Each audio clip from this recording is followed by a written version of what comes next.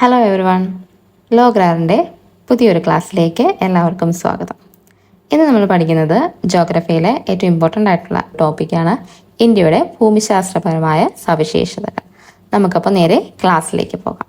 ഉത്തരപർവ്വത മേഖല.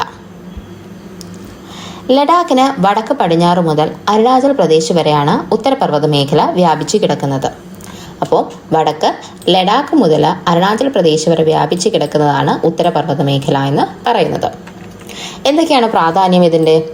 ശൈത്യകാലത്ത് മധ്യ ഏഷ്യയിൽ നിന്നും വീശുന്ന വരണ്ട ശീതക്കാറ്റിനെ ഇന്ത്യയിലേക്ക് കടത്തിവിടാതെ സംരക്ഷിക്കുന്നത് ഉത്തരപർവ്വത മേഖലയാണ്. അതുപോലെ മൺസൂൺ കാറ്റുകളെ തടഞ്ഞു നിർത്തി ഉത്തരേന്ത്യയിലുടനീളം മഴ പെയ്യ്ക്കുന്നതും ഉത്തരപർവ്വത മേഖലയാണ്. ഒരു പ്രകൃതിദത്ത കോട്ടയായിട്ട് ഇത് നമ്മളെ സംരക്ഷിക്കുന്നു. വടക്ക് പടിഞ്ഞാറ് നിന്നുള്ള ആക്രമണങ്ങളിൽ നിന്നും ഇത് ഒരു പരിധിവരെ നമ്മളെ സംരക്ഷിച്ചിരുന്നു പണ്ടുകാലത്ത്. നദികളുടെ ഉത്ഭവ പ്രദേശമാണ്. അതുപോലെ വൈവിധ്യമാർന്ന സസ്യജാലങ്ങളും ഇവിടെ കാണപ്പെടുന്നു. ഇതൊക്കെയാണ് ഉത്തരപർവ്വത മേഖലയുടെ പ്രാധാന്യം എന്ന് പറയുന്നത്. ഇനി ഉത്തരപർവ്വത മേഖലയിൽ കാണപ്പെടുന്ന മണ്ണിനം ഏതാണെന്ന് ചോദിച്ചു കഴിഞ്ഞാൽ അത് പർവ്വത മണ്ണാണ്. ഏറ്റവും ഫലഭൂഷ്ടിയുള്ള മണ്ണാണ് പർവ്വത മണ്ണെന്ന് പറയുന്നത്. ഉത്തരപർവ്വത മേഖലയെ നമ്മൾ മൂന്നായിട്ടാണ് തരംതിരിച്ചിരിക്കുന്നത്: ട്രാൻസ് ഹിമാലയൻ നിരകൾ, ഹിമാലയൻ നിരകൾ, അതുപോലെ കിഴക്കൻ മലനിരകൾ. കാരക്കോറം, ലഡാക്ക്, സസ്കർ എന്നിവ ചേർന്നതാണ് ട്രാൻസ് ഹിമാലയൻ മലനിര എന്ന് പറയുന്നത്. ഹിമാദ്രി, ഹിമാചൽ, ശിവാലിക് എന്നിവ ചേർന്നതാണ് ഹിമാലയൻ നിര എന്ന് പറയുന്നത്. ഇനി ചെറിയ കുന്നുകളായിട്ടുള്ള പത്കായിബം, നാഗാക്കുന്ന്, ഖാരു, ഖാസി, ജയന്തിയ കുന്നുകൾ, അതുപോലെ മീസോ കുന്ന് എന്നിവ ചേർന്നതാണ് കിഴക്കൻ മലനിര എന്ന് പറയുന്നത്. നമുക്ക് ഒരു പിക്ചർ നോക്കാം. അതെ, കാരക്കോറം, ലഡാക്ക്, സസ്കർ ഇത് മൂന്നും കൂടെ ചേർന്ന് ഈ ഒരു പ്രദേശമാണ് ട്രാൻസ് ഹിമാലയൻ റേഞ്ച് എന്ന് പറയുന്നത്.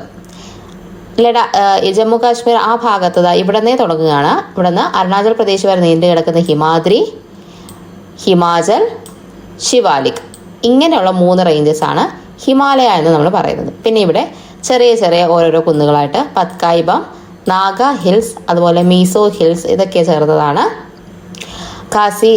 ഗാരോ ഖാസി, ജയന്തിയ ഹിൽസ് എന്നിവ ചേർന്നതാണ് കിഴക്കൻ മലനിര എന്ന് പറയുന്നത്. അപ്പം മനസ്സിലായി കാണുമെന്ന് വിചാരിക്കുന്നു. നമുക്കിനി ഓരോന്നായിട്ട് പഠിക്കാം. ട്രാൻസ് ഹിമാലയൻ മലനിരകൾ നമ്മുടെ ആദ്യത്തെ ഡിവിഷനാണ്. അപ്പോൾ ട്രാൻസ് ഹിമാലയ എവിടെ നിന്നാണ് തുടങ്ങുന്നത്? ജമ്മു കാശ്മീരിൻ്റെയും ലഡാക്കിൻ്റെയും വടക്ക് മുതൽ ലഡാക്കിൻ്റെ വടക്ക് കിഴക്കായിട്ട് സ്ഥിതി ചെയ്യുന്ന ഹിമാലയത്തിൻ്റെ ഭാഗമാണ് ട്രാൻസ് ഹിമാലയ എന്ന് പറയുന്നത്. അതെ, ഈ ഒരു ജമ്മു കാശ്മീരിനും ലഡാക്കിൻ്റെയും ലഡാക്കിന് വടക്ക് കിഴക്കായിട്ടും കാണപ്പെടുന്നതാണ് ഏത്? ട്രാൻസ് ഹിമാലയ. നമ്മൾ 3 റേഞ്ചസ് അവിടെ ഉണ്ടെന്നും പറഞ്ഞു. ശരാശരി ഉയരം എത്രയാണ്? 6000 മീറ്റേഴ്സാണ് ശരാശരി ഉയരം എന്ന് പറയുന്നത്. ടിബറ്റൻ പീഠഭൂമിയുടെ തുടർച്ചയായി കാണപ്പെടുന്ന പർവ്വത നിരയാണ് ട്രാൻസ് ഹിമാലയൻ നിര എന്ന് പറയുന്നത്. ഇതിലെ പ്രധാന പർവ്വത നിരകളാണ് ഏതൊക്കെ? കാരക്കോറം, ലഡാക്ക്, സസ്കർ. കാരക്കോറം ലോകത്തിന്റെ മേൽക്കൂര എന്നറിയപ്പെടുന്നത് ഏതാണ്? പാമിർ പീഠഭൂമിയാണ് ലോകത്തിന്റെ മേൽക്കൂര എന്നറിയപ്പെടുന്നത്. പാമിർ പർവ്വതക്കെട്ടിൽ നിന്നും വിഭിന്ന ദിശയിലേക്ക് പിരിഞ്ഞു പോകുന്ന പർവ്വത നിരകളാണ് ഹിന്ദുക്കുഷ്, സുലൈമാൻ, ടിയാൻഷൻ, കുൻലുൻ, കാരക്കോറം. അപ്പോൾ കാരക്കോറം എന്തിൻ്റെ ഭാഗമാണ്? പാമിർ പീഠഭൂമിയുടെ ഭാഗമായിരുന്നു. ഇന്ത്യയിലെ ഏറ്റവും ഉയരം കൂടിയ കൊടുമുടിയാണ് ഏത്? ഗോഡ്വിൻ ഓസ്റ്റൻ എന്ന് പറയുന്നത്, അഥവാ മൗണ്ട് K2. ഇതിൻ്റെ ഉയരം SCRT തന്നിരിക്കുന്നത് 8661 മീറ്റേഴ്സാണ്. ആക്ച്വലി 8611 മീറ്റേഴ്സാണ്. 2 വാല്യൂസും നോക്കി വെച്ചിരിക്കുക. സ്ഥിതി ചെയ്യുന്നത് കാരക്കോറം നിരയിലാണ്. നമ്മുടെ mount K2, K for Karakoram. അപ്പം സ്ഥിതി ചെയ്യുന്ന ഏത് നിരയിലാണ്? കാരക്കോറം നിരകളിലാണ് സ്ഥിതി ചെയ്യുന്നത്. അപ്പോൾ കാരക്കോറത്തിലെ ഏറ്റവും ഉയർന്ന കൊടുമുടി ഏതാണെന്ന് ചോദിച്ചാലും മൗണ്ട് K2 അഥവാ ഗോഡ്വിൻ ഓസ്റ്റൻ ആണ്. ലോകത്തിലെ ഉയരം കൂടിയ രണ്ടാമത്തെ കൊടുമുടിയാണ് മൗണ്ട് K2. ഇന്ത്യയിലെ ഏറ്റവും ഉയരം കൂടിയ കൊടുമുടിയും ലോകത്തിലെ ഉയരം കൂടിയ രണ്ടാമത്തെ കൊടുമുടിയുമാണ് മൗണ്ട് K2. ഇനി ഇന്ദിര കോള്, അതുപോലെ സിയാച്ചിൻ, ഹിമാനി എന്നിവ സ്ഥിതി ചെയ്യുന്നത് എവിടെയാണ്? നമ്മുടെ കാരക്കോറം റേഞ്ചിലാണ് സ്ഥിതി ചെയ്യുന്നത്. ഇനി സിയാച്ചിനെ പറ്റി നമുക്ക് കുറച്ച് കാര്യങ്ങൾ നോക്കാം. സിയാച്ചിൻ ഹിമാലയ അറിയപ്പെടുന്ന മറ്റൊരു പേരാണ് എന്ത്? 3ാം ധ്രുവം എന്ന്. അതുപോലെ ഈ വാക്കിന് അർത്ഥം എന്താണ്? റോസാ പൂക്കൾ സുലഭം എന്നാണ് സിയാച്ചിൻ ഹിമാനി അറിയപ്പെടുന്നത് ആ വാക്കിൻ്റെ അർത്ഥം. ലോകത്തിലെ ഏറ്റവും ഉയരമേറിയ യുദ്ധക്കളമാണ്, അതുപോലെ ഏറ്റവും ഉയരമേറിയ ഹെലിപാഡും ഒക്കെ സിയാച്ചിൻ ഹിമാനിയാണ്. സിയാച്ചിൻ ഹിമാനിയിൽ നിന്ന് ഉത്ഭവിക്കുന്ന നദിയാണ് ഏത്? നൂബ്ര എന്ന് പറയുന്നത്. ഇനി കാരക്കോറം പർവ്വതനിരയുടെ തുടർച്ചയായി ടിബറ്റിൽ സ്ഥിതി ചെയ്യുന്ന കൊടുമുടി ഏതാണെന്ന് ചോദിച്ചു കഴിഞ്ഞാൽ കൈലാസമാണ്. കൈലാസമാണ് കാരക്കോറത്തിന് തുടർച്ചയായിട്ട് ടിബറ്റിൽ സ്ഥിതി ചെയ്യുന്നത് കേട്ടോ. കൈലാസത്തെ ടിബറ്റിൽ അറിയപ്പെടുന്ന പേരാണേത്? കാങ് റിംപോച്ചെ. ഹിമാലയൻ നിരകളെ പറ്റി നോക്കാം. ലോകത്തിലെ ഏറ്റവും പ്രായം കുറഞ്ഞ മടക്ക് പർവ്വതമാണ് ഏത്? ഹിമാലയ എന്ന് പറയുന്നത്. ട്രാൻസ് ഹിമാലയത്തിനും കിഴക്കൻ മലനിരകൾക്കും ഇടയിൽ വടക്ക് പടിഞ്ഞാറ് തെക്ക് കിഴക്ക് ദിശയിലായാണ് ഇത് സ്ഥിതി ചെയ്യുന്നത്. അപ്പോൾ വടക്ക് പടിഞ്ഞാറ് നമുക്ക് ഫിഗർ നോക്കാം. ആണ്ടേ, നമ്മുടെ ഇന്ത്യയുടെ വടക്ക് പടിഞ്ഞാറ് മുതൽ തെക്ക് കിഴക്ക് ഇങ്ങനെ രീതിയിലാണ് എന്ത് സ്ഥിതി ചെയ്യുന്നത്? നമ്മുടെ ഹിമാലയൻ നിരകൾ സ്ഥിതി ചെയ്യുന്നത്. അപ്പം ട്രാൻസ് ഹിമാലയത്തിനും കിഴക്കൻ മലനിരകൾക്കും ഇടയിലായിട്ടാണ് സ്ഥിതി ചെയ്യുന്നതെന്നാണ് നമ്മൾ പറയുന്നത്. ഇനി ഇതെങ്ങനെയാണ് രൂപം കൊണ്ടത്? ഹിമാലയ ഇന്ത്യൻ ഫലകവും യുറേഷ്യൻ ഫലകവും കൂട്ടിമുട്ടിയപ്പോൾ ഇവക്കിടയിൽ സ്ഥിതി ചെയ്തിരുന്ന തെക്ക് സമുദ്രത്തിന്റെ അടിത്തട്ട് സമ്മർദ്ദത്താൽ മടങ്ങി ഉയർന്നാണ് ഹിമാലയ പർവ്വതനിരകൾ രൂപം കൊണ്ടത്. അപ്പം തെത്തിസിന്റെ അടിത്തട്ട് മടങ്ങിയാണ് നമ്മൾ എന്തുണ്ടായത്? ഹിമാലയ ഫോം ചെയ്തിട്ടുള്ളത്. ഏകദേശം 5 ലക്ഷം ചതുരശ്ര കിലോമീറ്റർ വിസ്തൃതിയാണ് ഹിമാലയത്തിനുള്ളത്. നീളം എത്രയാണ് ഇതിന്റെ? 2400 കിലോമീറ്റേഴ്സ് നീളത്തിലാണുള്ളത്. എന്ന് വെച്ചാൽ ഇവിടെ നിന്ന് ഈ ഒരു പോർഷൻ ഇത്രയും നീളം എന്ന് പറയുന്നത് 2400 കിലോമീറ്റേഴ്സ് ആണ്. ഇനി കിഴക്കോട്ട് പോകുന്തോറും ഹിമാലയത്തിന്റെ വീതി കുറഞ്ഞാണ് വരുന്നത്. അപ്പോൾ വീതി എന്താണ്? കുറഞ്ഞു വരികയാണ് ചെയ്യുന്നത്. പടിഞ്ഞാറ് ഭാഗത്ത് 400 കിലോമീറ്റേഴ്സ് ഉണ്ടായിരുന്നത് അരുണാചൽ പ്രദേശിന്റെ ഭാഗത്ത് കിഴക്കോട്ട് വരുമ്പോഴത്തേക്കും അത് 150 കിലോമീറ്റേഴ്സ് ആയിട്ടാണ് മാറുന്നത്.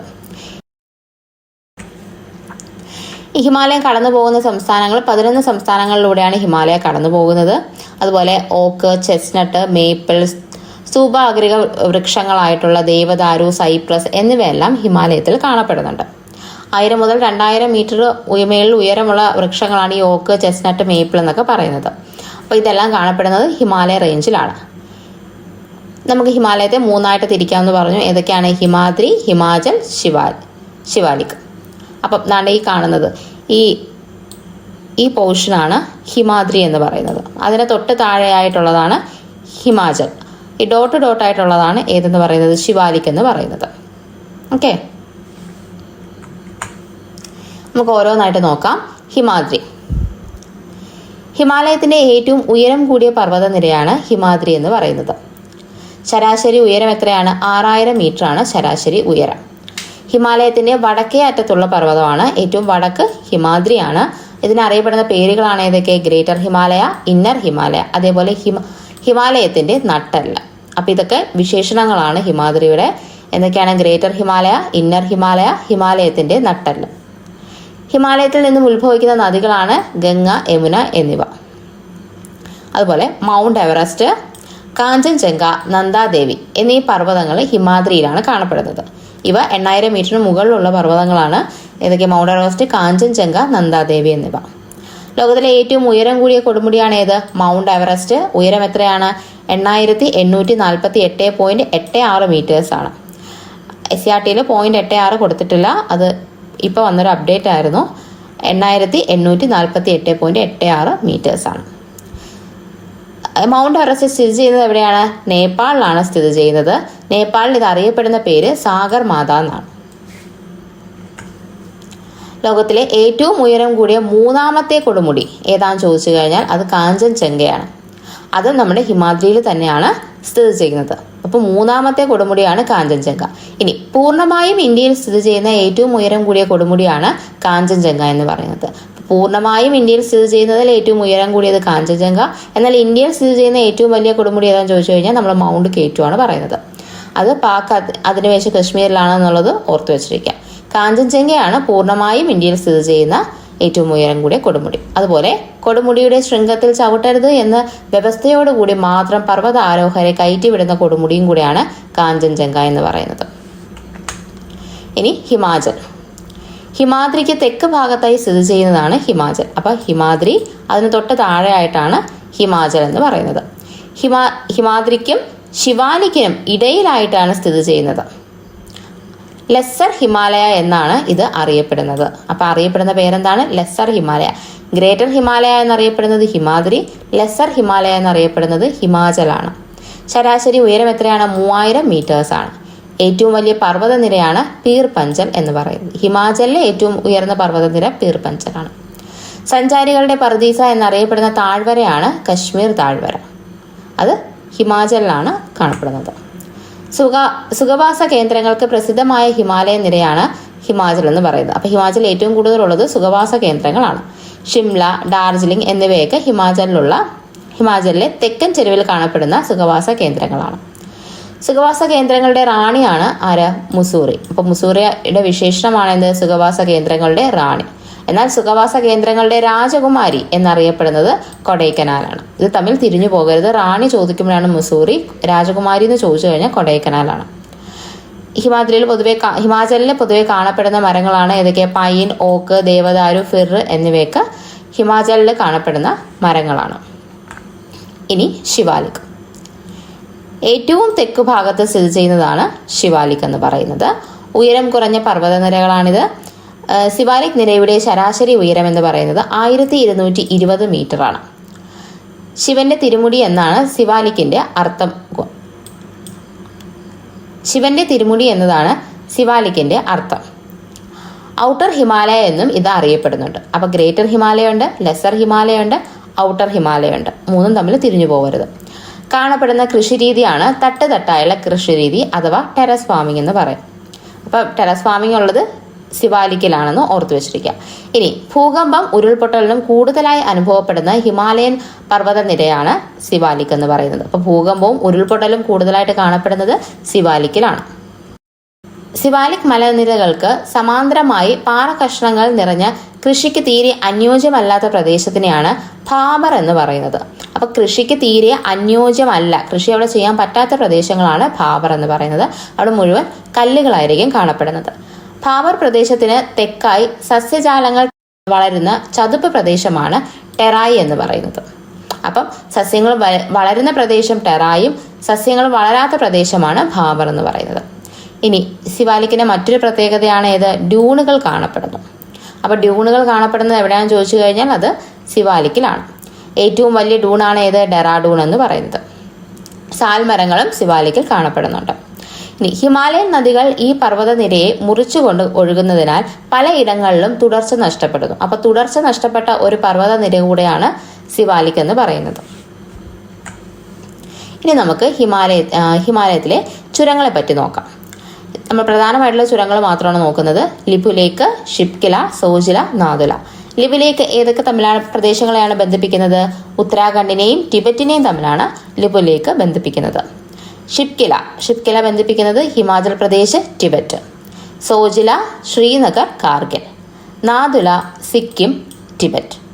അപ്പോൾ ഈ 4 ചുരങ്ങൾ എന്തായാലും പഠിച്ചു വെച്ചിരിക്കണം. കാരണം ഇത് SCERT ബേസ് ചെയ്തിട്ടുള്ളതാണ്. ഇതിൽ നിന്നൊരു ക്വസ്റ്റ്യൻ എന്തായാലും കാണും. ഇനി നമുക്ക് ഏറ്റവും ലാസ്റ്റത്തെ ഡിവിഷനായിട്ടുള്ള കിഴക്കൻ മലനിരകൾ നോക്കാം. കിഴക്കൻ മലനിരകളെ അറിയപ്പെടുന്ന മറ്റൊരു പേരാണ് പൂർവാചൽ എന്ന് പറയുന്നത്. ഇത് ഏകദേശം 500 മുതൽ 3000 മീറ്റർ വരെയാണ് ഉയരം. 500 മുതൽ 3000 മീറ്റർ ഉയരത്തിലാണ് കിഴക്കൻ മലനിരകൾ കാണപ്പെടുന്നത്. ഉഷ്ണമേഖല മഴക്കാടുകളാണ് ഇവിടെ പൊതുവെ കാണപ്പെടുന്നത്. ഉഷ്ണമേഖല മഴക്കാടുകൾ, കാരണം കൂടുതൽ മഴ ലഭിക്കുന്നത് കൊണ്ട് മഴക്കാടുകളാണ് ഇവിടെ പൊതുവെ കാണുക. ലോകത്തിലെ ഏറ്റവും കൂടുതൽ മഴ ലഭിക്കുന്ന പ്രദേശമാണ് മൗസിൻഡ്രം, ചിറാപുഞ്ചി എന്നിവ സ്ഥിതി ചെയ്യുന്നത് മലനിര ഖാസി കുന്നിലാണ് സ്ഥിതി ചെയ്യുന്നത്. അപ്പോൾ ഖാസി കുന്ന് എവിടെയാണ് സ്ഥിതി ചെയ്യുന്നത്? മേഘാലയയിലാണ്. അപ്പോൾ മൗസിൻഡ്രം, ചിറാപുഞ്ചി ഖാസി കുന്നിലാണ്. ഖാസി കുന്ന് സ്ഥിതി ചെയ്യുന്നത് മേഘാലയയിലാണ്. കേരളത്തിലെ ചിറാപുഞ്ചി എന്നറിയപ്പെടുന്ന പ്രദേശം ഏതാണ്? അത് ലക്കിടിയാണ്, വയനാട്ടിലെ. അപ്പം ഇത്രയാണ് ഇവിടെ ഒരു കിഴക്കൻ മലനിരകളുടെ പ്രദേശം കൊടുത്തിട്ടുണ്ട്. ഈ ഭാഗം അതാണ് ഇവിടെ എടുത്ത് കൊടുത്തിരിക്കുന്നത്. ഖാരോ, ഖാസി, ജയന്തിയ കുന്നുകളുണ്ട്. അതുപോലെ പത്കായ്, ബമ്മുണ്ട്. ഇതെല്ലാം കൂടെ ചേർന്നതാണ് നമ്മുടെ കിഴക്കൻ മലനിര എന്ന് പറയുന്നത്. നമ്മൾ നേരത്തെ കണ്ടിരുന്നു ആ ഒരു പിക്ചർ. ഇനി നമുക്ക് ഹിമാലയത്തിൻ്റെ പ്രാദേശിക വിഭജനത്തിനെ പറ്റി നോക്കാം. അപ്പം ഹിമാലയം പ്രാദേശികമായിട്ട് 4ആയിട്ടാണ് വിഭജിച്ചിരിക്കുന്നത്. പഞ്ചാബ് ഹിമാലയ, കുമയൂൺ ഹിമാലയ, നേപ്പാൾ ഹിമാലയ, ആസാം ഹിമാലയ. അപ്പോൾ പഞ്ചാബ് ഹിമാലയ സിന്ധുവും സത്ലജും, അതാണ് ഈ ഫിഗർ നോക്കിയാൽ മതി, സിന്ധുവും സത്ലജിനും ഇടയിൽ കാണുന്ന ഈ പ്രദേശമാണ് പഞ്ചാബ് ഹിമാലയ എന്നറിയപ്പെടുന്നത്. ഇനി സത്ലജിനും കാളിക്കും ഇടയിലുള്ളതാണ് കുമയൂൺ ഹിമാലയ, ഈ ഒരു പോർഷൻ. ഇനി കാളി നദിക്കും അതുപോലെ തീസ്തയ്ക്കും ഇടയിലുള്ളതാണ് നേപ്പാൾ ഹിമാലയ. തീസ്തയ്ക്കും ബ്രഹ്മപുത്രയ്ക്കും ഇടയിലുള്ളതാണ് ആസാം ഹിമാലയ. അപ്പം നദികളാണ് ഓർത്ത് വെക്കേണ്ടത്. ഈ ഒരു ഓർഡർ ഇത് കണക്ക് കിട്ടിക്കഴിഞ്ഞാൽ നമുക്ക് പെട്ടെന്ന് കിട്ടും. സിന്ധുവിനും സത്ലജിനും ഇടയിലാവുമ്പം പഞ്ചാബ് ഹിമാലയ, സത്ലജിനും കാളിക്കും ഇടയിലാണെന്നുണ്ടെങ്കിൽ കുമയൂൺ ഹിമാലയ, കാളിക്കും തീസ്തയ്ക്കും ഇടയിൽ നേപ്പാൾ ഹിമാലയ, തീസ്തയ്ക്കും ബ്രഹ്മപുത്രയ്ക്കും ഇടയിൽ ആസാം ഹിമാലയ. ഇത് അവരുടെ ഇത്ര നീളം ഉണ്ട് എന്നുള്ളതാണ്, ഈ ദൂരമാണ് ഇവിടെ കാണിച്ചിരിക്കുന്നത്. പഞ്ചാബ് ഹിമാലയ ആണെങ്കിൽ 560 കിലോമീറ്റേഴ്സ് ദൂരമുണ്ട്, കുമയൂൺ ഹിമാലയ 320 കിലോമീറ്റർ, നേപ്പാൾ ഹിമാലയ 800 കിലോമീറ്ററും ആസാം ഹിമാലയ 720 കിലോമീറ്റേഴ്സാണ്. അപ്പോൾ ഏറ്റവും വലിയ ഇത് ഇതിനകത്ത് ദൈർഘ്യം ചോദിച്ചു കഴിഞ്ഞാൽ അത് 800 കിലോമീറ്റേഴ്സിലുള്ളതാണ് ഓർത്തിരിക്കുക. ഈ നദിയുടെ ഇത് വെച്ചിട്ടാണ് ഇത് പൊതുവെ ചോദിച്ചു കാണാറ്. അപ്പം നദികൾ മറന്നു പോകരുത്. സിന്ധു സത്ലജിനും ഇടയിൽ ഏതാണെന്ന് ഓർത്ത് വയ്ക്കുക. അടുത്തൊരു ഡിവിഷനെ പറ്റി പറയാണ്. ഭൗതിക വ്യത്യാസങ്ങളുടെ അടിസ്ഥാനത്തിൽ ഹിമാലയത്തെ 5 വിഭാഗങ്ങളായി തരംതിരിച്ചിരിക്കുന്നു. അപ്പം ഭൗതിക വ്യത്യാസങ്ങളുടെ അടിസ്ഥാനത്തിൽ 5ആയിട്ടാണ് തിരിച്ചിരിക്കുന്നത്. നേരത്തെ നമ്മൾ പറഞ്ഞത് അതിൻ്റെ പ്രാദേശിക വിഭജനമാണ്. പ്രദേശങ്ങളെ വെച്ചിട്ട് അത് 4ആയിട്ടാണ് തിരിച്ചിരിക്കുന്നത്. ഇനി ഭൗതിക വ്യത്യാസങ്ങൾ അനുസരിച്ച് അത് 5ആയിട്ടാണ് തിരിച്ചിരിക്കുന്നത്. കശ്മീർ ഹിമാലയ, ഹിമാചൽ ഉത്തരാഖണ്ഡ് ഹിമാലയ, ഡാർജിലിംഗ് സിക്കിം ഹിമാലയ, അരുണാചൽ ഹിമാലയ, കിഴക്കൻ മലനിരകൾ, ഇങ്ങനെയാണ് തിരിച്ചിരിക്കുന്നത്. വിഭജനം എന്ന് ഓർത്ത് വെച്ചിരുന്നാൽ മതി. നമുക്കിതൊക്കെ ഇതിന് ഡീറ്റെയിൽ ആയിട്ട് നമുക്ക് ഡിഗ്രി ലെവൽ എക്സാംസിനാണ് കൂടുതൽ ചോദിച്ചു കണ്ടിട്ടുള്ളത്. കശ്മീർ ഹിമാലയത്തിൽ കാണപ്പെടുന്ന കളിമൺ നിക്ഷേപങ്ങളാണ് കരേവ എന്ന് പറയുന്നത്. അപ്പം നമ്മുടെ ഈ കശ്മീർ ഹിമാലയത്തിൽ കാണപ്പെടുന്ന കളിമൺ നിക്ഷേപങ്ങളെ അറിയപ്പെടുന്ന പേരാണ് എന്ത്? കരേവ. കുങ്കുമപ്പൂ കൃഷിക്ക് വളരെ അനുയോജ്യമായ മണ്ണ് ഏതാന്ന് ചോദിച്ചു കഴിഞ്ഞാൽ അത് കരേവയാണ്. ഉത്തര മഹാസമുദ്രത്തിൽ പർവ്വതനിരകൾക്ക് സമാന്തരമായി 2000 മീറ്ററിലധികം താഴ്ചയുള്ള അഗാധ ഗർത്തങ്ങൾ സൃഷ്ടിക്കപ്പെട്ടു. നമ്മൾ കഴിഞ്ഞ ക്ലാസ്സിൽ പറഞ്ഞിരുന്നു ഹിമാലയം രൂപപ്പെട്ടത് എങ്ങനെയാണ് എന്ന്. തെത്തിസ് സമുദ്രത്തിന്റെ അടിത്തട്ട് മടങ്ങിയാണ് ഹിമാലയം രൂപപ്പെട്ടിരിക്കുന്നത്. അങ്ങനെ രൂപപ്പെടുന്ന മടക്ക് പർവ്വതങ്ങൾക്ക് സമാന്തരമായിട്ട് അഗാധ ഗർത്തങ്ങൾ രൂപപ്പെടാറുണ്ട്.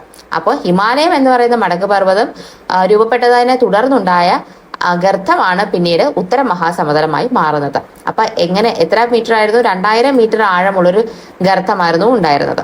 ഇതെങ്ങനെയാണ് സമാന്തരമായി മാറിയത്? ഹിമാലയൻ നദികളുടെ അവയുടെ പോഷക നദികളുടെയും അവസാദങ്ങൾ നിക്ഷേപിച്ചാണ് ഉത്തര മഹാസമുദ്രം രൂപപ്പെട്ടത്. ഹിമാലയത്തിന്റെ തെക്ക് ഭാഗത്ത് കാണപ്പെടുന്നു. സിന്ധു ഗംഗ ബ്രഹ്മപുത്ര സമതലം എന്നും അറിയപ്പെടുന്നു. അപ്പൊ ഇത് അറിയപ്പെടുന്ന മറ്റൊരു പേരാണ് എന്ത്? സിന്ധു ഗംഗ ബ്രഹ്മപുത്ര സമതലം. ഉത്തരപർവ്വത മേഖലയ്ക്ക് ഉപദ്വീപീയ പീഠഭൂമിക്കും ഇടയിലുള്ള ഭൂപ്രകൃതിയാണ് ഉത്തര മഹാസമുദ്രം എന്ന് പറയുന്നത്. നമ്മുടെ ഉത്തരപർവ്വത മേഖല ഇങ്ങനെ കടന്നു പോകുന്നതും അതുപോലെ ഉപദ്വീപീയ പീഠഭൂമി, ഈ കാണുന്ന ഉപദ്വീപീയ പീഠഭൂമിക്കും ഇടയിലായി കാണപ്പെടുന്ന സമതലമാണ് ഉത്തര മഹാസമുദ്രം എന്ന് പറയുന്നത്. ലോകത്തിലെ ഏറ്റവും വിസ്തൃതമായ എക്കൽ സമതലമാണ് ഉത്തര മഹാസമുദ്രം. എക്കലാണ് ഉത്തര മഹാസമുദ്രത്തിൽ കൂടുതലായി കാണപ്പെടുന്നത്. 7 ലക്ഷം ചതുരശ്ര കിലോമീറ്റർ ആണ് ഉത്തര മഹാസമുദ്രത്തിൽ ഉള്ളത്. എത്രയാണ്? 7 ലക്ഷം ചതുരശ്ര കിലോമീറ്റർ. ഇന്ത്യയിൽ ഏറ്റവും കൂടുതൽ ജനസംഖ്യയുള്ള പ്രദേശമാണ് ഉത്തര മഹാസമുദ്രം എന്ന് പറയുന്നത്. കാരണം ഫലപുഷ്ടിയുള്ള മൈക്കൽ മണ്ണാണ് കൂടുതലായിട്ട് കാണപ്പെടുന്നത്. അതുകൊണ്ട് കൃഷി അനുബന്ധ വ്യവസായങ്ങളുമാണ് അവിടെ നടക്കുന്നത്. അതുകൊണ്ട് ജനവാസ മേഖല വളരെയധികം കൂടുതലാണ് ഉത്തര മഹാസമുദ്രത്തിൽ. ഇന്ത്യൻ സമ്പദ് വ്യവസ്ഥയുടെ നട്ടെല്ല് എന്നറിയപ്പെടുന്നത് ഉത്തര മഹാസമുദ്രമാണ്. ഇത് പലവട്ടം PSC ആവർത്തിച്ച ക്വസ്റ്റ്യനാണ്. ഇന്ത്യൻ സമ്പദ് വ്യവസ്ഥയുടെ നട്ടെല്ല് ഉത്തര മഹാസമുദ്രം. ഇന്ത്യയുടെ ധാന്യപുര എന്നും ഇതറിയപ്പെടുന്നു. ഭാരതീയ സംസ്കാരത്തിന്റെ ഈറ്റില്ല എന്നും വിശേഷണമുണ്ട്. അപ്പൊ ഈ 3 വിശേഷണങ്ങളും പഠിച്ചു വെച്ചിരിക്കുക, പലവട്ടം ചോദിച്ചിട്ടുണ്ട്. എന്തൊക്കെയാണ്? ഇന്ത്യൻ സമ്പദ് വ്യവസ്ഥയുടെ നട്ടെല്ല്, ഇന്ത്യയുടെ ധാന്യപുര, ഭാരതീയ സംസ്കാരത്തിന്റെ ഈറ്റില്ല. നമുക്ക് ഫിഗർ ഒന്ന് നോക്കാം. ഇത് ഉത്തര പർവ്വത മേഖല, ഈ കാണുന്നതാണ് നമ്മുടെ ഉത്തര മഹാസമുദ്രം എന്ന് പറയുന്നത്, ഇങ്ങോട്ട് വ്യാപിച്ചു കിടക്കുന്നത്. ഇത് ഏതാണ്? ഉപദ്വീപീയ പീഠഭൂമി. പ്രധാനമായും കാണപ്പെടുന്ന മണ്ണിനമാണ് എക്കൽ മണ്ണ്. നമ്മൾ പറഞ്ഞല്ലോ, സമതലങ്ങളിൽ പുതുതായി നിക്ഷേപിക്കപ്പെടുന്ന എക്കൽ മണ്ണിനെ അറിയപ്പെടുന്നതാണ് ഖാദർ. അപ്പൊ പുതുതായി രൂപപ്പെടുന്ന മണ്ണാണ് ഖാദർ എന്നറിയപ്പെടുന്നത്. കൃഷിക്ക് ഏറ്റവും അനുയോജ്യമായ എക്കൽ മണ്ണാണ് ഖാദർ. അപ്പൊ കൃഷി ഏറ്റവും കൂടുതൽ നടക്കുന്ന മണ്ണ് ഏതാണ്? ഖാദറാണ്. ഖാദർ പുതിയ എക്കൽ മണ്ണാണ്. പഴയ എക്കൽ നിക്ഷേപം അറിയപ്പെടുന്നതാണ് ഭംഗർ എന്ന് പറയുന്നത്. അപ്പൊ പഴയ എക്കൽ നിക്ഷേപമാണ് ഭംഗർ.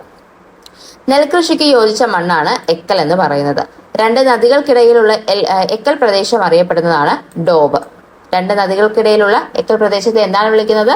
ഡോബ് എന്നാണ് വിളിക്കുന്നത്. നദികൾ മുഖേന രൂപം കൊണ്ട സമതലങ്ങളെ പറ്റിയിട്ടാണ് നമ്മൾ ഇനി നോക്കുന്നത്. നമ്മുടെ ഉത്തര മഹാസമുദ്രത്തിനെ നമുക്ക് 4 വിഭജിക്കാനായിട്ട് സാധിക്കും. അപ്പോൾ ഓരോ നദികളുടെ നിക്ഷേപം അനുസരിച്ചാണ് നമ്മളിത് വിഭജിച്ചിരിക്കുന്നത്. ഓരോ വിഭജനങ്ങളെ പറ്റി നമുക്ക് നോക്കാം. പഞ്ചാബ് ഹരിയാന സമതലം, ഈ കാണുന്നതാണ് പഞ്ചാബ് ഹരിയാന സമതലം എന്ന് പറയുന്നത്. ഏതൊക്കെ നദികളാണ് അവിടെ നിക്ഷേപിച്ചിരിക്കുന്നത്? സിന്ധുവിന്റെ പോഷക നദികളും കൂടെ ചേർന്നുള്ള നിക്ഷേപണ ഫലമായിട്ട് രൂപം കൊണ്ടതാണ് പഞ്ചാബ് ഹരിയാന സമതലം എന്ന് പറയുന്നത്. ഇനി രാജസ്ഥാനിലെ മരുസ്ഥലി ബാഗർ സമതലം, ഈ പ്രദേശം കാണപ്പെടുന്നതാണ് രാജസ്ഥാനിലെ മരുസ്ഥലി ബാഗർ സമതലം എന്ന് പറയുന്നത്. ലൂണി, സരസ്വതി എന്നീ നദികളുടെ നിക്ഷേപണ ഫലമായി രൂപം കൊണ്ട സമതലമാണ് മരുസ്ഥലി ബാഗർ സമതലം എന്ന് പറയുന്നത്. ഇനി ഗംഗാ സമതലം എന്ന് പറയുന്നത് ഗംഗയും പോഷക നദികളും കൂടെ നിക്ഷേപണ ഫലമായിട്ട് രൂപം കൊണ്ടതാണ്. ഈ ഒരു ഭാഗമാണ് ഗംഗാ സമതലം എന്ന് പറയുന്നത്. അതുപോലെ ഈ നീല കളറിൽ കാണുന്നത് ഫുള്ള് നമ്മളതിനെ അപ്പർ, മിഡില്, ലോവർ എന്നൊക്കെ വിഭജിക്കാറുണ്ട്. അത് നമുക്ക് ഡിഗ്രി ലെവൽ എക്സാംസിനൊക്കെ മതി. നമുക്ക് 10th പ്രിലിംസിന് അത്രയും ഡീറ്റെയിൽഡ് ആയിട്ട് ആവശ്യമില്ല. ഇനി ആസാമിലെ ബ്രഹ്മപുത്ര സമതലം, ബ്രഹ്മപുത്രയും അതിന്റെ പോഷക നദികളും കൂടെ ചേർന്ന് നിക്ഷേപണ ഫലമായി രൂപം കൊണ്ടതാണ് ബ്രഹ്മപുത്ര സമതലം. ഈ കാണുന്നതാണ് ബ്രഹ്മപുത്ര സമതലം. ഓരോ നദികളുടെയും നിക്ഷേപണം കാരണം സമതലം എങ്ങനെയൊക്കെ രൂപപ്പെട്ടു എന്നാണ് നമ്മളത് നോക്കിയത്. പഞ്ചാബ് ഹരിയാന സമതലത്തിന്റെ പ്രധാന വിളകളാണ് ഗോതമ്പ്, ചോളം, കരിമ്പ് എന്നിവ. അപ്പൊ പഞ്ചാബ് ഹരിയാന സമതലത്തിലെ പ്രധാന വിളകൾ ഏതൊക്കെയാണ്? ഗോതമ്പ്, ചോളം, കരിമ്പ്. ഗംഗാ സമതലത്തിന്റെ ലോവർ ഭാഗത്ത് രൂപക്കൊണ്ട ഡെൽറ്റയാണ് സുന്ദർബൻസ് ഡെൽറ്റ എന്ന് പറയുന്നത്. ലോകത്തിലെ ഏറ്റവും വലിയ കണ്ടൽക്കാട്, അതുപോലെ തന്നെ ഏറ്റവും വലിയ ഡെൽറ്റ എല്ലാം എന്താണ്? സുന്ദർബൻസ് ഡെൽറ്റയാണ്. ഗംഗ, ബ്രഹ്മപുത്ര നദികളുടെ നിക്ഷേപ പ്രക്രിയയിലൂടെ രൂപം കൊണ്ടതാണ് സുന്ദർബൻസ് ഡെൽറ്റ എന്ന് പറയുന്നത്. അപ്പൊ സുന്ദർബൻസ് ഡെൽറ്റയ്ക്ക് കാരണം ഗംഗയും ബ്രഹ്മപുത്രയുടെയും നിക്ഷേപങ്ങളാണ്. ഇനി യുനെസ്കോയുടെ പൈതൃക പട്ടികയിൽ എന്താണ് ഉൾപ്പെടുത്തിയത്? സുന്ദർബൻസ് ഡെൽറ്റ 1987 ഉൾപ്പെടുത്തിയത്. ഇനി ഉത്തര മഹാസമുദ്രത്തിന്റെ പടിഞ്ഞാറ് ഭാഗത്ത് മഴ എന്താണ്? വളരെയധികം കുറവാണ്. അപ്പം ഉത്തര മഹാസമുദ്രത്തിന്റെ പടിഞ്ഞാറ് ഭാഗം എന്തായി മാറും? ഒരു മരുഭൂമി ആയിട്ടാണ് മാറുന്നത്. അപ്പൊ അതുകൊണ്ട് തന്നെ ആ മരുഭൂമിയിൽ അറിയപ്പെടുന്ന പേരാണ് ഥാർ മരുഭൂമി എന്ന്. എവിടെയാണ് ഇത് കാണപ്പെടുന്നത്? രാജസ്ഥാനിലാണ് കാണപ്പെടുന്നത്. രാജസ്ഥാനിലെ പ്രധാനമായുള്ള കൃഷി ചെയ്യുന്ന വിളകളാണ് ഏതൊക്കെ? ബാജ്ര, അതുപോലെ തന്നെ ജോവർ. കാരണം എന്ന് വെച്ചാൽ ഇതിന് ജലം വളരെ കുറവ് മാത്രം മതി കൃഷി ചെയ്യാനായിട്ട്. അതുകൊണ്ടാണ് രാജസ്ഥാനിൽ പ്രധാനമായിട്ടും ബാജ്ര, ജോവർ എന്നിവ കൃഷി ചെയ്യുന്നത്. ഇനി നമ്മൾ നോക്കുന്നത് ഉപദ്വീപീയ പീഠഭൂമി. മധ്യപ്രദേശ്, ജാർഖണ്ഡ്, ഛത്തീസ്ഗഡ് എന്നീ സംസ്ഥാനങ്ങളിലും മഹാരാഷ്ട്ര, കർണാടക, തമിഴ്നാട്, തെലങ്കാന, ഒഡീഷ, പശ്ചിമ ബംഗാൾ എന്നീ സംസ്ഥാനങ്ങളുടെ ചില പ്രദേശങ്ങളുമായി വ്യാപിച്ചു കിടക്കുന്നതാണ് ഉപദ്വീപീയ പീഠഭൂമി എന്ന് പറയുന്നത്.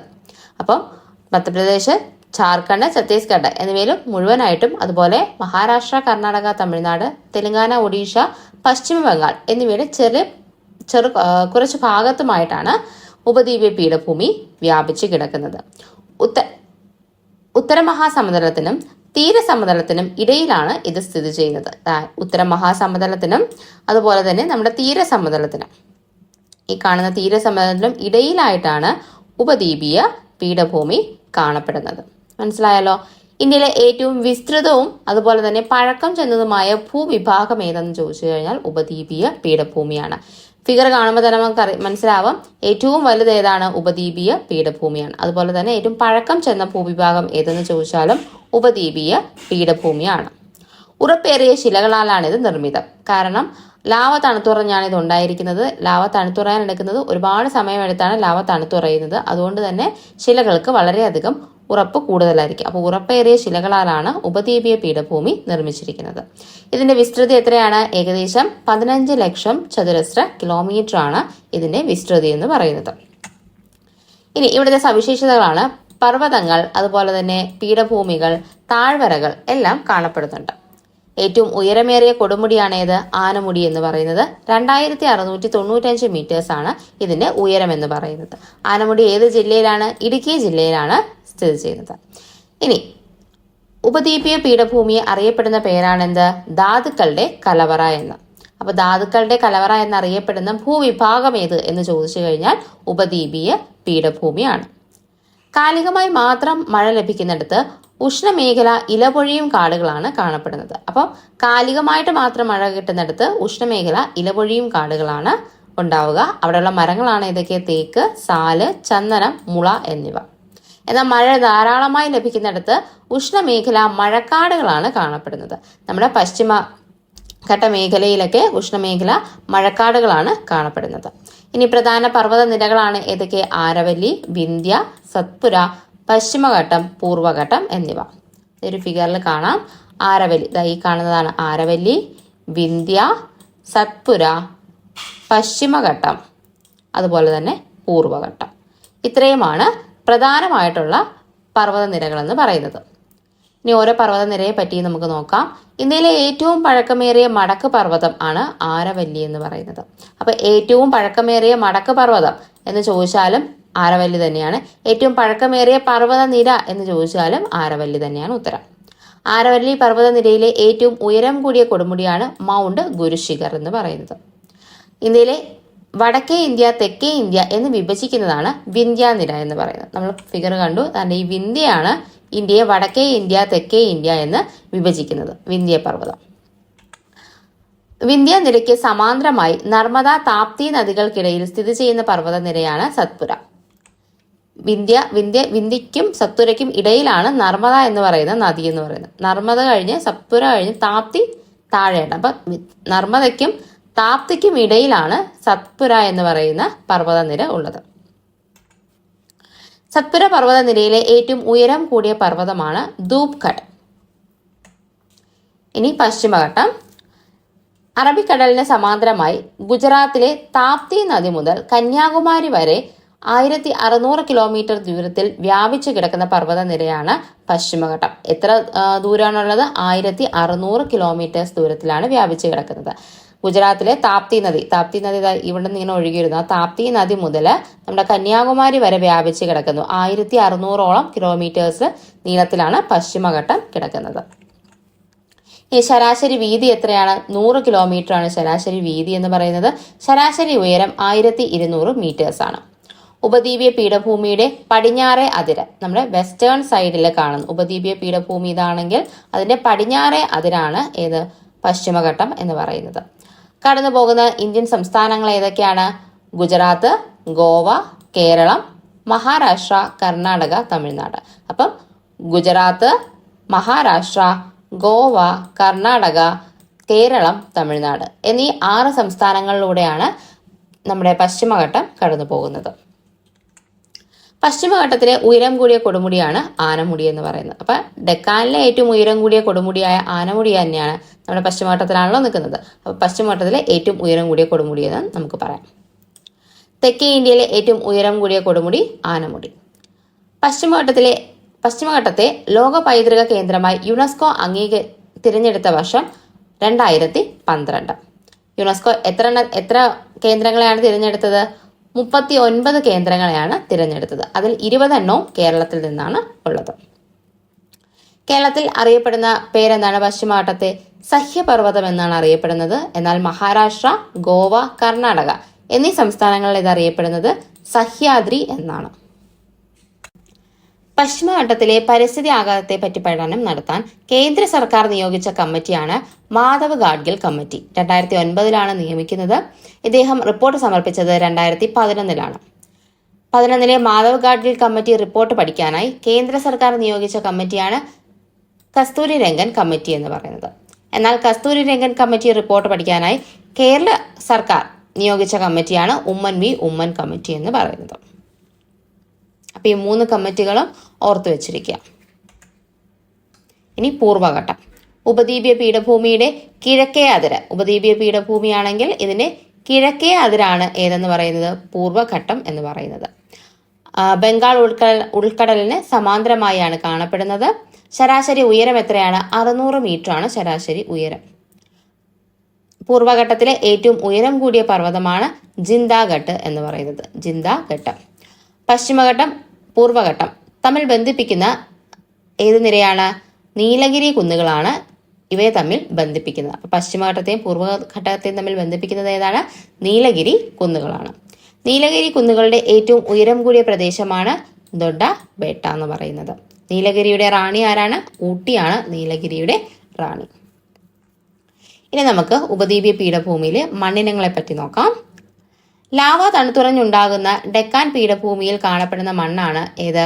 കറുത്ത മണ്ണ് എന്ന് പറയുന്നത്. അപ്പം ലാവ തണുത്തുറഞ്ഞുണ്ടാകുന്ന ഡെക്കാൻ പീഠഭൂമിയിൽ കറുത്ത മണ്ണാണ് കാണപ്പെടുന്നത്. കറുത്ത മണ്ണ് ഏത് കൃഷിക്കാണ് അനുയോജ്യം? പരുത്തി കൃഷിക്കാണ് ഇത് അനുയോജ്യം. അറിയപ്പെടുന്ന മറ്റൊരു പേരാണ് ഇത് കറുത്ത പരുത്തി മണ്ണ് അഥവാ റിഗർ സോയിൽ എന്ന് പറയും. ഉപദ്വീപീയ പീഠഭൂമി പ്രദേശങ്ങളിൽ ചെമ്മണ്ണും ധാരാളമായി കാണുന്നുണ്ട്.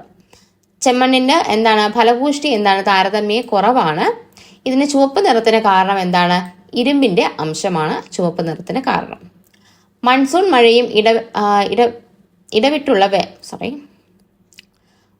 മഴയും ഇടവിട്ടുള്ള വേനൽക്കാലവും മാറി മാറി അനുഭവപ്പെടുന്ന പ്രദേശങ്ങളിൽ രൂപപ്പെടുന്ന മണ്ണാണ് ലാറ്ററൈറ്റ് മണ്ണ് അഥവാ ചെങ്കൽ മണ്ണ് എന്ന് പറയുന്നത്.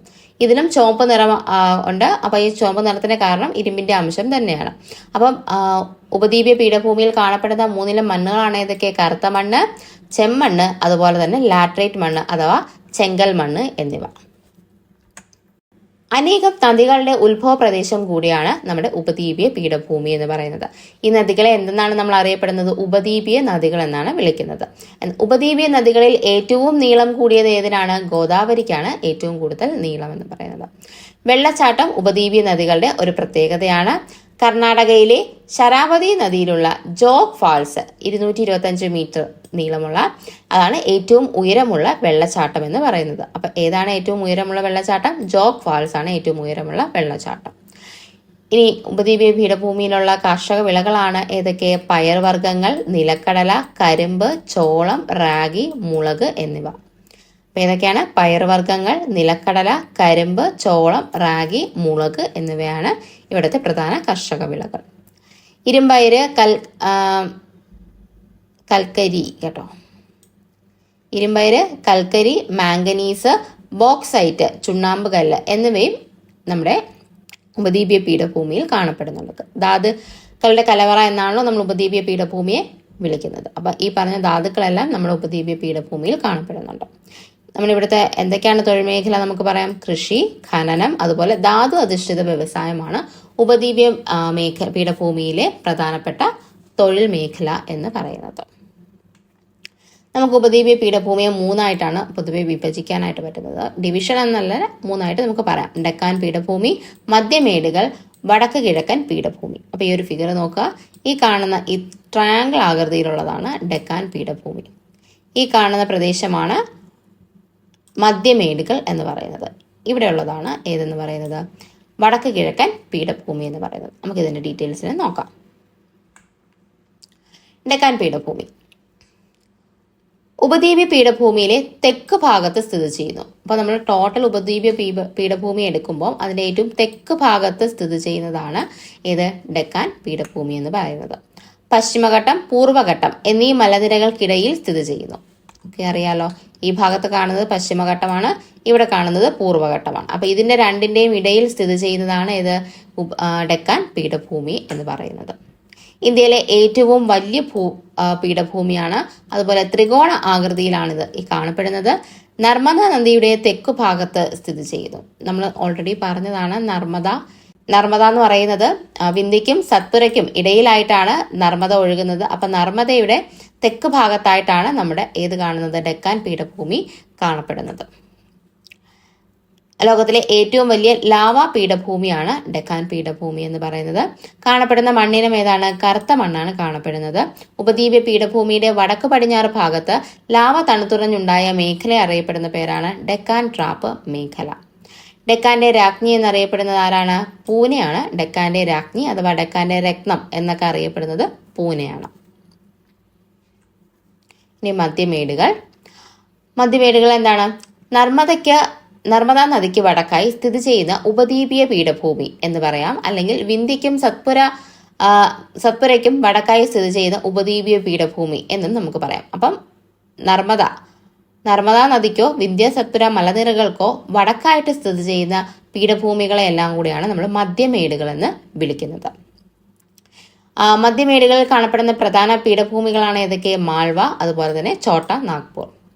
മാൾവ പീഠഭൂമിയിലെ പ്രധാന മണ്ണിനം ചെമ്മണ്ണാണ്. മാൾവയിലും അതുപോലെ ഛോട്ടാ നാഗ്പൂരിലെയും പ്രധാന മണ്ണിനം ഏതാണെന്ന് ചോദിച്ചു കഴിഞ്ഞാൽ ചെമ്മണ്ണാണ്. ഛോട്ടാ നാഗ്പൂർ പീഠഭൂമിയിലെ ഏറ്റവും ഉയർന്ന ഭാഗമാണ് ഇത് പരേഷ്നാഥ് കുന്നുകൾ എന്ന് പറയുന്നത്. ഇന്ത്യയുടെ ധാതു നിക്ഷേപ കലവറ എന്നറിയപ്പെടുന്ന പീഠഭൂമി ചോദിച്ചു കഴിഞ്ഞാൽ ഛോട്ടാ നാഗ്പൂർ ആണ്.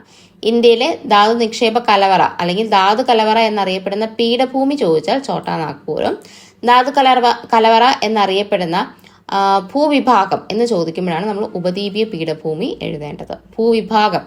ഭൂവിഭാഗത്തിൽ ഉള്ളത് ഉപദ്വീപീയ പീഠഭൂമിയും, എന്നാൽ പീഠഭൂമി ഏതെന്ന് എടുത്ത് ചോദിച്ചു കഴിഞ്ഞാൽ അത് ഛോട്ടാ നാഗ്പൂരുമാണ്. ഓക്കെ, വടക്ക് കിഴക്കൻ പീഠഭൂമി. ഉപദ്വീപീയ പീഠഭൂമികളുടെ കിഴക്കു ഭാഗത്തായാണ് വടക്ക് കിഴക്കൻ പീഠഭൂമി വ്യാപിച്ചു കിടക്കുന്നത്. നമ്മൾ പറഞ്ഞു, ഫിഗർ കണ്ടു, കണ്ട ഈ ഒരു കിഴക്ക് ഭാഗത്തായിട്ടാണ് വടക്ക് കിഴക്കൻ പീഠഭൂമി വ്യാപിച്ചു കിടക്കുന്നത്. അപ്പോൾ നമുക്ക് തീരപ്രദേശത്തെ പറ്റി പഠിക്കാം, അഥവാ തീരസമതലം. ഇന്ത്യയുടെ തീരസമതലം തുടങ്ങുന്നത് എവിടെ നിന്നാണ്? ഗുജറാത്തിലെ കച്ച് മുതൽ ഗംഗാ ബ്രഹ്മപുത്ര ഡെൽറ്റ പ്രദേശം വരെയാണ് തീരപ്രദേശം വ്യാപിച്ചു കിടക്കുന്നത്. അപ്പോൾ ഗുജറാത്തിലെ കച്ച് മുതൽ ഈ കാണുന്ന കന്യാകുമാരി വരെയും, കന്യാകുമാരി തൊട്ട് പിന്നെ അങ്ങോട്ട് നമ്മുടെ സുന്ദർബൻസ് ഡെൽറ്റ വരെയുമാണ് എന്ത് വ്യാപിച്ചു കിടക്കുന്നത്? നമ്മുടെ തീരപ്രദേശം വ്യാപിച്ചു കിടക്കുന്നത്. ഈ തീരപ്രദേശത്തിന്റെ ഏകദേശ ദൈർഘ്യം എത്രയാണ്? 6100 കിലോമീറ്റേഴ്സ് ആണ് ഇതിന്റെ ദൈർഘ്യം എന്ന് പറയുന്നത്. നമ്മൾ മുമ്പ് പറഞ്ഞിരുന്നു, ഇന്ത്യയുടെ കടൽ തീര ദൈർഘ്യം ചോദിച്ചു കഴിഞ്ഞാൽ അത് 7516.6 കിലോമീറ്റേഴ്സ് ആണ്. അത് നമ്മൾ ഈ ലക്ഷദ്വീപും ആൻഡമാൻ്റെ തീരപ്രദേശം കൂടെ കൂട്ടിയിട്ടുള്ളതാണ് 7516.6 കിലോമീറ്റേഴ്സ് എന്ന് പറയുന്നത്. നമ്മുടെ മെയിൻലാൻഡ് എടുത്തു കഴിഞ്ഞാൽ അതിൻ്റെ ദൈർഘ്യം എന്ന് പറയുന്നത് ഏകദേശം 6100 കിലോമീറ്റേഴ്സ് ആണ്. തീരപ്രദേശത്തെ പ്രധാന കാർഷിക വിളകൾ ഏതൊക്കെയാണെന്ന് ചോദിച്ചു കഴിഞ്ഞാൽ തെങ്ങ്, അതുപോലെ തന്നെ നെല്ല് എന്നിവയാണ് പ്രധാന വിളകൾ എന്ന് പറയുന്നത്. പ്രധാന തൊഴിൽ എന്ന് പറയുന്നത് എന്താണ്? മത്സ്യബന്ധനമാണ് ഇവിടുത്തെ പ്രധാന തൊഴിൽ എന്ന് പറയുന്നത്. രണ്ടായി നമുക്ക് തീരപ്രദേശത്തെ തിരിക്കാം. ഏതൊക്കെയാണ്? പടിഞ്ഞാറൻ തീരമെന്നും അതുപോലെ തന്നെ കിഴക്കൻ തീരമെന്നും. അറബിക്കടലിനോട് സമാന്തരമായി കിടക്കുന്ന പടിഞ്ഞാറൻ തീരവും ബേ ഓഫ് ബംഗാളിന് അഥവാ ബംഗാൾ ഉൾക്കടലിന് സമാന്തരമായി കിടക്കുന്ന കിഴക്കൻ തീരവുമായിട്ട് നമുക്ക് തീരപ്രദേശത്തെ രണ്ടായിട്ട് പറയാം. ഇനി പടിഞ്ഞാറൻ തീരത്തെപ്പറ്റി നമുക്ക് നോക്കാം. അറബിക്കടലിനും പശ്ചിമഘട്ടത്തിനും ഇടയിലായിട്ടാണ് സ്ഥിതി ചെയ്യുന്നത്. അതുപോലെ റാൺ ഓഫ് കച്ച് മുതൽ കന്യാകുമാരി വരെയാണ് കിടക്കുന്നത്. താരതമ്യേന എന്താണ്? വീതി കുറവാണ്. നമുക്ക് ഈ ഫിഗർ കാണുമ്പോൾ അറിയാം. ഇതിനെ കമ്പയർ ചെയ്ത് നോക്കുമ്പോൾ ഇവിടുത്തെ തീരപ്രദേശത്തിന് എന്താണ്? വീതി കുറവാണ്. അപ്പൊ താരതമ്യേന വീതി കുറവാണ് പടിഞ്ഞാറൻ തീരത്തിന്. ഗുജറാത്ത് തീരസമതലം, കൊങ്കൺ തീരസമതലം, മലബാർ തീരസമതലം എന്നിങ്ങനെ നമുക്ക് മൂന്നായിട്ട് തിരിക്കാം. അതുപോലെ കായലുകളും അഴിമുഖങ്ങളുമാണ് കാണപ്പെടുന്നത്. കായലുകളും അഴിമുഖങ്ങളും എവിടുത്തെ പ്രത്യേകതയാണെന്ന് ചോദിച്ചു കഴിഞ്ഞാൽ അത് പടിഞ്ഞാറൻ തീരത്തിന്റെ പ്രത്യേകതയാണ് കായലുകളും അഴിമുഖങ്ങളും എന്ന് പറയുന്നത്. ഇനി കിഴക്കൻ തീരത്തെ പറ്റി പറയുമ്പോൾ ബംഗാൾ ഉൾക്കടലിനും അതുപോലെ പൂർവ്വഘട്ടത്തിനും ഇടയിലാണ് സ്ഥിതി ചെയ്യുന്നത്. സുന്ദർബൻസ് ഡെൽറ്റ മുതൽ കന്യാകുമാരി വരെ വ്യാപിച്ചു കിടക്കുന്നു. വീതി എന്താണ്? താരതമ്യേന കൂടുതലാണ്. കൊറമാൻഡൽ തീരം അതുപോലെ വടക്കൻ സിർക്കാർസ് എന്നാണ് നമ്മളിതിനെ തിരിച്ചിരിക്കുന്നത്. ഡെൽറ്റയുടെ രൂപീകരണം നടക്കുന്നത് കിഴക്കൻ തീരത്താണ്. അപ്പം കമ്പയർ ചെയ്ത് പഠിക്കുമ്പോൾ കുറച്ചുകൂടി എളുപ്പമായിരിക്കും. പടിഞ്ഞാറൻ തീരത്തിന് വീതി കുറവാണ്, കിഴക്കൻ തീരത്തിനാണ് വീതി കൂടുതൽ താരതമ്യേന. കാരണം ഇവിടെ ഡെൽറ്റ ഫോം ചെയ്യുന്നത് കൊണ്ടാണ് ആ വീതി കൂടാനുള്ള കാരണം. കിഴക്കൻ തീരത്തെ നമ്മൾ പൂർവ്വ തീരം എന്നും വിളിക്കുന്നുണ്ട്. അപ്പൊ കിഴക്കൻ തീരം തന്നെയാണ് പൂർവ്വ തീരം എന്നും അറിയപ്പെടുന്നത്.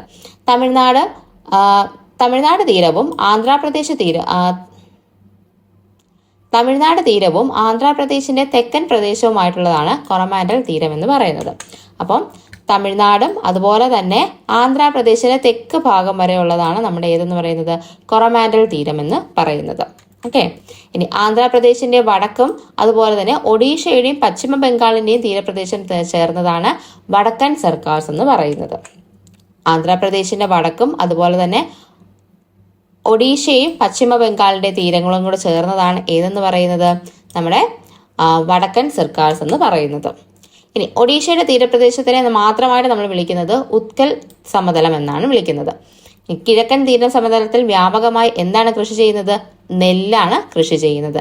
കിഴക്കിന് മെയിനായിട്ട് നമ്മൾ നെല്ലാണ് കൃഷി ചെയ്യുന്നത്. അതിന് കാരണം നമ്മുടെ ഉപദ്വീപീയ നദികളാണ് അതിന് കാരണമായിട്ട് വരുന്നത്. ഗോദാവരി, കൃഷ്ണ, കാവേരി, മഹാനദി ഇവർ വരുന്ന ഡെൽറ്റ ഇവരുണ്ടാക്കുന്ന ആ ഒരു ഡെൽറ്റ പ്രദേശത്താണ് കൂടുതലായിട്ടും നെൽകൃഷി ചെയ്യുന്നത്.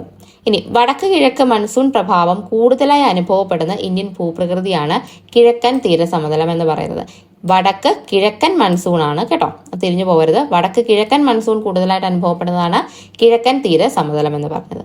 തെക്ക് പടിഞ്ഞാറ് മൺസൂൺ പ്രഭാവം കൂടുതലായി അനുഭവപ്പെടുന്നത് ഏതിലാണ്? തെക്ക് പടിഞ്ഞാറാവുമ്പോൾ നമ്മുടെ പടിഞ്ഞാറൻ തീരസമതലത്തിലാണ് കൂടുതൽ അനുഭവപ്പെടുന്നത്. അപ്പോൾ ആ പേര് വെച്ച് തന്നെ പഠിച്ചാൽ മതി. കിഴക്കാവുമ്പോൾ കിഴക്കൻ തീരസമതലത്തിലാണ്, പടിഞ്ഞാറാണെങ്കിൽ പടിഞ്ഞാറൻ തീരസമതലത്തിലാണെന്ന് ഓർത്തിരിക്കുക. ഇനി പടിഞ്ഞാറൻ തീരസമതലത്തെ വ്യാപകമായിട്ട് എന്തൊക്കെയാണ്? നെല്ലും അതുപോലെ തന്നെ തെങ്ങും കൃഷി ചെയ്യുന്നുണ്ട്. മഹാരാഷ്ട്ര, ഗോവ, കർണാടകയുടെ വടക്കൻ പ്രദേശം എന്നിവ ഉൾപ്പെടുന്നതാണ് കൊങ്കൺ തീരം എന്ന് പറയുന്നത്. അപ്പം നമ്മൾ ഈ ഗുജറാത്ത് കാണുന്നത് ഇത്രയും വരെ ഗുജറാത്ത് തീരമായിട്ടാണ് പറയുന്നത്. അത് കഴിഞ്ഞ് മഹാരാഷ്ട്ര, ഗോവ, കർണാടകയുടെ വടക്ക് ഭാഗം അത്രയും കൂടെ ചേർന്നതാണ് ഇത് കൊങ്കൺ തീരം എന്ന് പറയുന്നത്. ഇനി കർണാടകയുടെ തെക്ക് മുതൽ കേരള തീരം ഉൾപ്പെടുന്നതാണ് മലബാർ തീരം എന്ന് നമ്മൾ പറയുന്നത്. ഇത്രയും ഭാഗമാണ് മലബാർ തീരത്തിനകത്ത് വരുന്നത്. കർണാടകത്തിന്റെ തെക്കൻ തീരവും കേരള തീരപ്രദേശവും ഉൾപ്പെടുന്നതാണ് മലബാർ തീരം എന്ന് പറയുന്നത്. അപ്പം ഇത്രയാണ് നമുക്ക് തീരപ്രദേശത്തിനകത്ത് പഠിക്കാനുള്ളത്. വളരെ കുറച്ച് കാര്യങ്ങളേ ഉള്ളൂ, വേഗം തന്നെ പഠിച്ചു തീർക്കാവുന്ന കാര്യങ്ങൾ മാത്രമേ ഉള്ളൂ. ഇനി നമുക്ക് ദ്വീപിനെ പറ്റി പഠിക്കാം. അപ്പം ഇന്ത്യയിലുള്ള ദ്വീപുകൾ ഏതൊക്കെയാണ് നമുക്ക് എല്ലാവർക്കും അറിയാം. ലക്ഷദ്വീപും അതുപോലെ തന്നെ ആൻഡമാൻ നിക്കോബാർ ദ്വീപുകളുമാണ് ഇന്ത്യയിലുള്ളത്. അപ്പം ലക്ഷദ്വീപിനെ പറ്റി പഠിക്കുകയാണ്. ഇന്ത്യയുടെ പടിഞ്ഞാറ് അറബിക്കടലിൽ സ്ഥിതി ചെയ്യുന്ന ദ്വീപ സമൂഹമാണ്. പടിഞ്ഞാറാണ്, അതുപോലെ അറബിക്കടലിലാണ് സ്ഥിതി ചെയ്യുന്നത്. ഇന്ത്യയിലെ ഏറ്റവും ചെറിയ കേന്ദ്രഭരണ പ്രദേശമാണ് ഇത് ലക്ഷദ്വീപ് എന്ന് പറയുന്നത്. 36 ദ്വീപുകളാണ് മൊത്തത്തിലുള്ളത്. എന്നാൽ അതിൽ ഏകദേശം 11 എണ്ണത്തിൽ മാത്രമാണ് ജനവാസമുള്ളത്. പ്രത്യേകത എന്തൊക്കെയാണ്? ലഗൂണുകൾ, പവിഴപ്പുറ്റുകൾ, മണൽ തീരങ്ങൾ എന്നിവയാണ് ഇവിടുത്തെ പ്രത്യേകത എന്ന് പറയുന്നത്. ലക്ഷദ്വീപിന്റെ പ്രത്യേകതകൾ: സമുദ്രങ്ങളിൽ കാണപ്പെടുന്ന കോറൽ പോളിപ്പുകൾ എന്ന ചെറു സമുദ്ര ജീവിയുടെ കാൽസ്യം അടിഞ്ഞുകൂടി രൂപം കൊള്ളുന്നവയാണ് പവിഴപ്പുറ്റുകൾ എന്ന് നമ്മൾ പറയുന്നത്. അപ്പൊ കാൽസ്യം ഡെപ്പോസിറ്റുകളാണ് എന്തെന്ന് പറയുന്നത്? പവിഴപ്പുറ്റുകൾ എന്ന് പറയുന്നത്. ഇന്ത്യയുടെ പവിഴദ്വീപ് എന്നറിയപ്പെടുന്നത് ഏതാണ്? ലക്ഷദ്വീപാണ്. ലക്ഷദ്വീപിന്റെ ഏറ്റവും വലിയ ദ്വീപാണ് ഇത് ആന്ത്രോത്ത്. അതുപോലെ ഏറ്റവും ചെറിയ ദ്വീപ് ബിത്രയാണ്. ലക്ഷദ്വീപിന്റെ തലസ്ഥാനം ഏതാണ്? കവരത്തിയാണ് തലസ്ഥാനം എന്ന് പറയുന്നത്. ലക്ഷദ്വീപിലെ പ്രധാന തൊഴിൽ എന്തൊക്കെയാണ്? മത്സ്യബന്ധനം, അതുപോലെ വിനോദസഞ്ചാരം എന്നിവയാണ് ലക്ഷദ്വീപിന്റെ പ്രധാന തൊഴിലെന്ന് പറയുന്നത്. ലക്ഷദ്വീപിനെയും മാലിദ്വീപിനെയും തമ്മിൽ വേർതിരിക്കുന്ന സമുദ്രഭാഗം 8 ഡിഗ്രി ചാനൽ. ഈ കാണുന്ന ലക്ഷദ്വീപിനെയും അതുപോലെ മാലിദ്വീപ്സിനെയും തമ്മിൽ വേർതിരിക്കുന്ന ചാനലാണ് 8 ഡിഗ്രി ചാനൽ എന്ന് പറയുന്നത്. ഇതിനെ നമുക്ക് മിനിക്കോയെയും മാലിദ്വീപ്സിനെയും തമ്മിൽ വേർതിരിക്കുന്ന ചാനൽ എന്ന് പറയാം. കാരണം ലക്ഷദ്വീപിന്റെ ഏറ്റവും അറ്റത്താണ് മിനിക്കോയ് എന്ന് പറയുന്നത്. അപ്പോൾ മിനിക്കോയെയും മാലിദ്വീപ്സിനെയും തമ്മിൽ വേർതിരിക്കുന്ന ചാനൽ ചോദിച്ചാലും 8 ഡിഗ്രി ചാനൽ തന്നെയാണ്. അല്ലെങ്കിൽ പൂർണ്ണമായി ലക്ഷദ്വീപിനെയും മാലിദ്വീപ്സിനെയും തമ്മിൽ വേർതിരിക്കുന്ന ചാനൽ എന്ന് ചോദിച്ചാലും 8 ഡിഗ്രി ചാനലാണ്. ഈ ലക്ഷദ്വീപിനെ പൂർണ്ണമായി വേർതിരിക്കുന്ന സമുദ്രഭാഗം ഏതെന്ന് ചോദിച്ചു കഴിഞ്ഞാൽ അത് 11 ഡിഗ്രി ചാനലാണ്. അതുപോലെ മിനിക്കോയ് ദ്വീപിനെ ലക്ഷദ്വീപിന്റെ മറ്റു ഭാഗങ്ങളിൽ നിന്ന് വേർതിരിക്കുന്നതാണ് 9 ഡിഗ്രി ചാനൽ എന്ന് പറയുന്നത്. മിനിക്കോയ് അറ്റത്താണ് കിടക്കുന്നത്. അപ്പോൾ മിനിക്കോയും ലക്ഷദ്വീപിലെ ബാക്കി ദ്വീപുകളെ എല്ലാം കൂടെ തമ്മിൽ വേർതിരിക്കുന്ന ചാനൽ, ഇതിനെ കൂടെ പോകുന്ന 9 ഡിഗ്രി ചാനലാണ് മിനിക്കോയെ സെപ്പറേറ്റ് ചെയ്ത് നിർത്തുന്നത് ലക്ഷദ്വീപിൽ നിന്ന്. ഈ 8 ഡിഗ്രി ചാനലും 9 ഡിഗ്രി ചാനലും ഓർത്തിരിക്കുക. ഇനി ആൻഡമാൻ ആൻഡ് നിക്കോബാർ. ബംഗാൾ ഉൾക്കടലിൽ സ്ഥിതി ചെയ്യുന്ന ഇന്ത്യയുടെ ദ്വീപ സമൂഹമാണ് ആൻഡമാൻ നിക്കോബാർ എന്ന് പറയുന്നത്. ആകെ ദ്വീപുകൾ 572 SCRTയിൽ ഏകദേശം 200-ൽ പരം ദ്വീപുകൾ ആൻഡമാനിലും 19-ൽ പരം ദ്വീപുകൾ നിക്കോബാറിലും ഉണ്ടെന്നാണ് പറഞ്ഞിരിക്കുന്നത്. നിക്കോബാർ ദ്വീപിന്റെ തെക്കേ അറ്റമാണ് ഇത് ഇന്ദിര പോയിന്റ്. നമ്മൾ ഇന്ത്യയുടെ തെക്കേ അറ്റം എന്ന് പറഞ്ഞ് നമ്മൾ ഇന്ദിര പോയിന്റ് പഠിച്ചു. ഇന്ത്യയുടെ മെയിൻലാൻഡിന്റെ തെക്കേ അറ്റം എന്ന് ചോദിച്ചു കഴിഞ്ഞാൽ അത് കന്യാകുമാരിയാണ്. അപ്പൊ ഇന്ത്യയുടെ തെക്കേ അറ്റമായ ഇന്ദിര പോയിന്റ് സ്ഥിതി ചെയ്യുന്നത് എവിടെയാണ്? നിക്കോബാർ ദ്വീപുകളിലാണ് സ്ഥിതി ചെയ്യുന്നത്. ഏറ്റവും വലിയ ദ്വീപ് ഏതാണെന്ന് ചോദിച്ചു കഴിഞ്ഞാൽ അത് മിഡിൽ ആൻഡമാൻ ആണ്. അതുപോലെ തലസ്ഥാനം ഏതാണ്? പോർട്ട് ബ്ലെയർ ആണ് ആൻഡമാൻ നിക്കോബാറിന്റെ തലസ്ഥാനം. ഇന്ത്യയിലെ ഏക സജീവ അഗ്നിപർവ്വതമായ ബാരൻ ദ്വീപ് കാണപ്പെടുന്നത് ആൻഡമാനിലാണ്. ആൻഡമാൻ ദ്വീപിനെയും നിക്കോബാർ ദ്വീപിനെയും തമ്മിൽ വേർതിരിക്കുന്ന സമുദ്രഭാഗം ഏതാണെന്ന് ചോദിച്ചു കഴിഞ്ഞാൽ അത് 10 ഡിഗ്രി ചാനലാണ്. ആൻഡമാനെയും നിക്കോബാറിനെയും തമ്മിൽ വേർതിരിക്കുന്നതാണ് 10 ഡിഗ്രി ചാനൽ. ഇത് ആൻഡമാൻ ആണെങ്കിൽ ഇതാണ് ഈ 10 ഡിഗ്രി ചാനലാണ് ഇവരെ തമ്മിൽ, ആൻഡമാനെയും നിക്കോബാറിനെയും തമ്മിൽ വേർതിരിക്കുന്നത്.